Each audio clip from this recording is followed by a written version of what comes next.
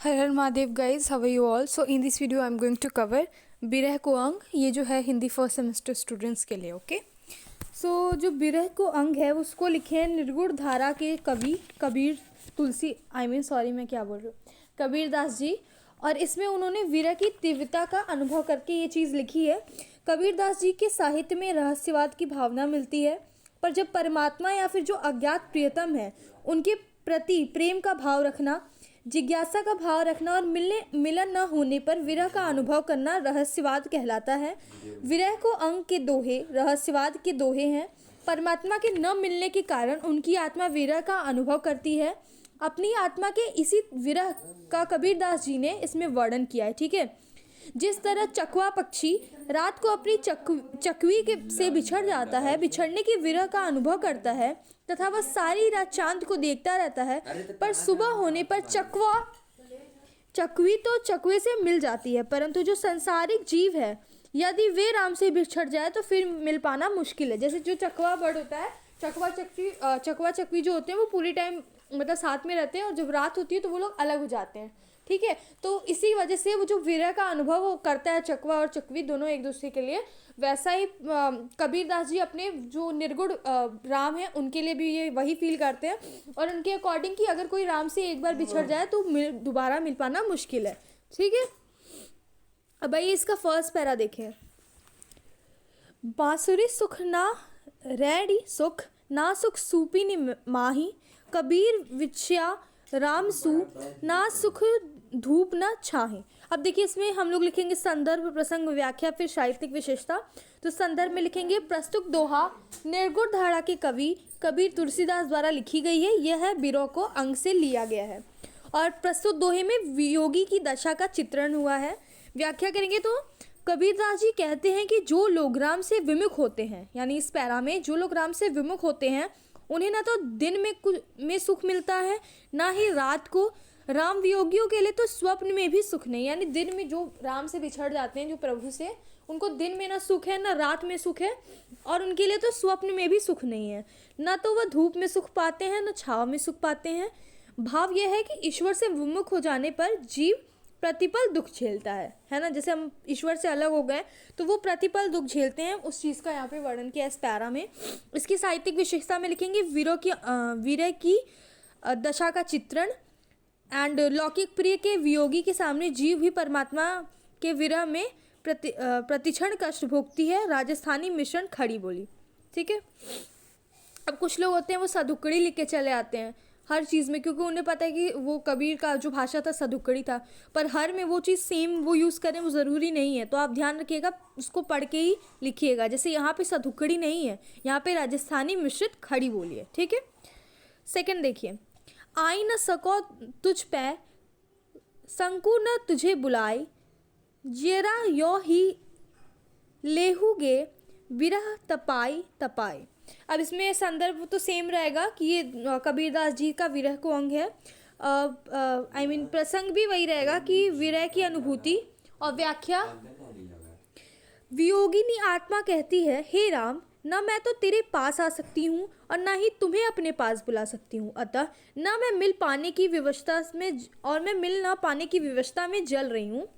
भाव यह है कि सांसारिक बाधाएं ब्रह्म एवं जीव के मिलन में बाधा उपस्थित करती हैं और आत्मा कष्ट पाती है। जैसे सांसारिक मोहमाया में हम फंस के भगवान को भूल जाते हैं, तो इसकी वजह से जो जीव होती है वो कभी भी मतलब सुख नहीं पाती और वो हमेशा कष्ट भोगती रहती है।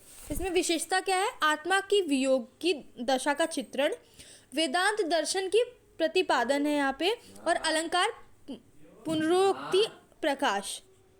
ठीक है, अब हम देखेंगे नेक्स्ट पैरा। यह तन जालो मसी करो, लिखो राम का नाव, लेखनी करूं करंक की, लिखी लिखी राम पठाओ। सो अब देखिए संदर्भ में पूर्व जो लिखे थे वही लिखेंगे, प्रसंग में लिखेंगे प्रस्तुत दोहे में आत्मा की ब्रह्म विषयता व्याकुलता का वर्णन है। व्याख्या देखिए इसकी, विरहिणी आत्मा पुकारती है, यानी जो विरह से तड़प रही है वो आत्मा पुकारती है कि इस शरीर को जलाकर राख कर दूं तथा उसकी स्याही बनाकर और अपने शरीर की बची हड्डियों की लेखनी यानी कि कलम बनाकर राम का नाम लिखकर, राम यानी कि ब्रह्म के समीप भेजकर कृतार्थ हो जाऊं, यानी जैसे हम अपने शरीर को जलाकर राख कर दें और जो हमारी हड्डियां हैं उसकी कलम लेखनी बनाकर हम राम का नाम लिखें और उस ब्रह्म के समीप पहुंच जाए, यानी पास पहुंच जाए। तो इसमें विशेषता क्या होगी? वियोग की अंतिम अवस्था है, यानी अंतिम अवस्था यहाँ पे क्यों लिखा है? क्योंकि हम अपने शरीर को जलाने की बात कर रहे हैं।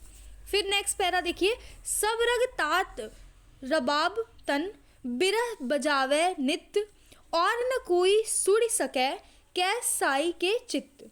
सो मैं कुछ गलत प्रोनाउंस कर दूंगी तो प्लीज़ मुझे माफ़ कर दीजिएगा। देखिए संदर्भ में वही सेम चीज़, प्रसंग में होगा। दोहे में विरह को एक वादक के रूप में वर्णित किया गया। अब देखिए कैसे, कबीरदास जी कहते हैं, विरह मेरे शरीर को तंत्री बनाकर और नसों को वीणा का, जैसे हम शरीर को क्या होता है तंत्री बनाकर और जो नस है उसमें उसको वीणा का तार बनाकर नित्य प्रति बजा रहा है। यानी हमारा जो नस है वो जो वीणा आपने देखी होगी, इस पर तार लगी होती है, जैसे गिटार में तार लगी होती है, तो वहाँ बोल रहे हैं कि उसकी जो नस रूपी वीणा का जो तार है उसको नित्य प्रति बजा रहा है। यानी कबीरदास जी उसको, मतलब वो नहीं होता है वीणा बजाना, उसी तरीके से वो ऐसा कर रहे हैं। अर्थात विरह संपूर्ण शरीर को व्याप्त किए हुए, यानी पूरे शरीर में वो जो विरह है यानी दुख है वो है, व्याप्त है। इस तरह द्वारा बजाए गए वाद्य को यह तो साधक सुन सकता है या प्रीतम परमेश्वर का चित्त, यानी ये जो बजा रहे हैं वो जो वीणा है, जो विरह रूपी है, उसको या तो वादक सुन सकता है जो बजा रहा है, या फिर उसके प्रियतम यानी कि परमेश्वर सुन सकते हैं। और इसकी विशेषता है, रबाब सूफी कवियों का प्रिय मंत्र कहा गया है। ठीक है, यहाँ पे आपको रबाब लिखा हुआ है ना, फर्स्ट लाइन में देखेंगे, तात रबाब तन, तो ये जो है सूफी कवियों का प्रिय मंत्र कहा जाता है रबाब। नेक्स्ट, नैना अंतरी आचरु निस्दिन निरखो तो ही, कब हरि दर्शन देहुगे सो दिन आवे मोही। अब इसमें संदर्भ सेम रहेगा लेकिन प्रसंग में लिखेंगे, आत्मा की मिलन उत्कंठा का वर्णन किया गया है। व्याख्या देखिए, जीव ब्रह्म से कहते हैं, यानी राम जो निर्गुण है उनसे कहता है, हे ईश्वर, वह दिन कब आएगा जब आप मुझे अपने दर्शन देंगे और तथा मैं अपने नेत्रों में बसा कर रात दिन तुम्हारे दर्शन करता रहूँगा। यानी वो ईश्वर से कह रहे हैं कि कब आप मुझे दर्शन देंगे और आपकी जो ये है रूप है उसको मैं अपने नैनों में बसाकर दिन रात दर्शन करता रहूँगा। भाव यह है कि संसार से अज्ञान के मुक्त जीव ईश्वर का साक्षात्कार करना चाहता है, यानी दर्शन करना चाहता है। सो इसकी साहित्यिक विशेषता होगी, जो विरह रूपी जो आत्मा है वो प्रभु के दर्शन करना चाहती है। प्रसाद गुण है इसमें और राजस्थानी मिश्रित भाषा है, यानी जो विरह को अंग है उसमें राजस्थानी मिश्रित भाषा का प्रयोग हुआ है और एक जगह ये सूफी साहित्य का मंत्र भी यहाँ पे यूज़ हुआ है। So this is the last one. Thank you so much for watching this video. जय श्री राम।